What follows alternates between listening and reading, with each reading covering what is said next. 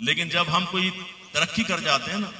Defence میں بنگلہ بنا لیا آپ نے، کاروباری ڈیلنگ آپ کی 2-4 اس کے صحیح نشانے پہ لگ گئیں، کروڑ پتی بن گئے، تو ہم سے زیادہ ذہین کوئی آدمی نہیں۔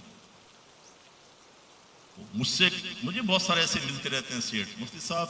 یوں کرنا چاہیے، یوں۔ میں کہتا ہوں بھائی یہ بہت ضروری ہے، یوں صاحب یوں کریں، یعنی وہ پیسے کے بعد اتنے سمجھدار ہو گئے ہیں کہ وہ کہتے ہیں مفتی صاحب اب آپ کی عقل تو بہت کم رہ گئی ہے، قرآن و حدیث پڑھ کے بھی اتنے ذہین نہیں ہوئے آپ جتنا میں کروڑوں روپے کمانے کے بعد 7ویں آسمان پہ بیٹھ کے نیچے جھانک کے دیکھ رہا ہوں۔ اب ہماری عقل چلے گی۔ ہمارے گھروں میں بھی ایسا ہی ہے، ذرا بھی آپ دیکھیں، ذرا کوئی پڑھا لکھا ہوگا، اسے اگر کم پڑھا لکھا دیندار کچھ سمجھانے لگے گا وہ اس کو سننے کے لیے تیار نہیں، اپنی لاجک، یار اللہ سے ڈرو، او بھائی یہ میرا رب کا معاملہ ہے۔ کبھی کسی کو سمجھائیں گے، او بھائی تم نے اپنی قبر میں جانا ہے، ہم نے اپنی قبر پہ جانا ہے، او بھائی ہمیں اتنا اللہ سے نہ ڈراؤ، اللہ تعالیٰ بڑا رحیم و کریم ہے۔ اس طرح کر کرا کے اپنی عقلی دلیلوں سے سامنے والے کو خاموش کرواؤ اور پھر جو چاہے کرو۔ ابھی مجھے ایک اینکر نے بتایا کہ جب میں کسی شوبز سے تعلق رکھنے والے ایک شخص کے پاس بیٹھا ہوا تھا تو وہ رمضان میں دبا کے کھا رہا تھا سب کے سامنے، تو ہم نے کہا یار کچھ رمضان کا خیال کرو، تو اس نے کیا کہا ہنستے ہوئے،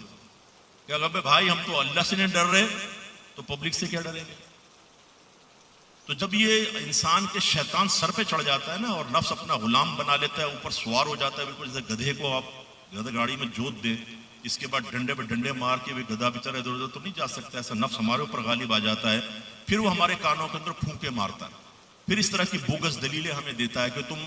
قرآن کے مقابلے میں، حدیث کے مقابلے میں یہ دو۔ تو جب یاد رکھیں کہ جب انسان میں ایک تکبر پیدا ہوتا ہے، بڑا پن پیدا ہوتا ہے، اور بڑا پن تکبر کیا ہے کہ ہم اپنے آپ کو کسی کے مقابلے میں افضل اور اوپر دیکھتے ہیں اور سامنے والی چیز کو حقیر اور کمتر سمجھتے ہیں، اور جب یہ اللہ تعالیٰ اور اس کے رسول کے حکم کے مقابلے میں تکبر پیدا ہو جائے تو پھر ہم قرآن و حدیث کی تعلیمات کو حقارت کی نگاہ سے دیکھتے ہیں اور ہم کہتے ہیں ہم نہیں قبول کر رہے جو میں کہہ رہا ہوں۔ اور اس کے لیے ضروری نہیں ہے کہ آپ کروڑ پتی بھی ہوں، یہ تکبر تو ایک غریب آدمی کے اندر بھی ہوتا ہے کہ آپ اس کا نماز کا کہیں، روزے کا کہیں، فحاشی چھوڑنے کا کہیں، اسے اللہ تعالیٰ کا حکم، رسول کا حکم اتنا سا نظر آتا ہے، بالکل ابے میں نہیں عمل کرتا، حقارت کے ساتھ۔ اسی لیے تو ہم 5 وقت نماز نہیں پڑھتے، ہم نماز کو حقیر سمجھتے ہیں، نمازوں کے بارے میں اللہ تعالیٰ کے حکم کو حقارت کی نگاہ سے دیکھتے ہیں، تو ہمارا حال یہ ہے۔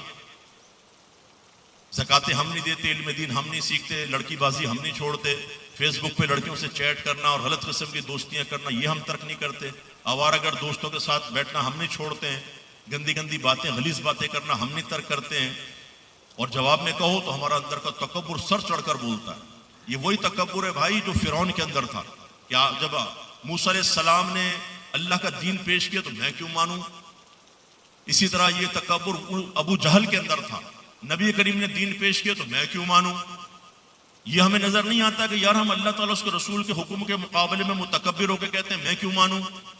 تو پھر فرعون اور ابو جہل کا انجام دیکھا ہے کیا ہوا؟ اس سے الگ انجام نہیں ہوگا،